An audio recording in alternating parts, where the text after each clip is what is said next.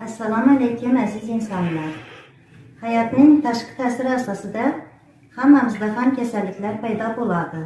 Men oshqozon osti bezi shamollashi hamda buyrak shamollashi kasalligi va tizza bo'g'imlari kasalligi bilan og'ridim.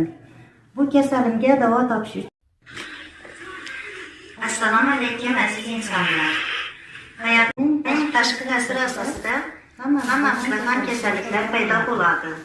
Men oshqozon osti bezi shamollashi hamda buyrak shamollashi kasalligi va tizza bo'g'imlari kasalligi bilan og'ridim. Bu kasalimga davo topish.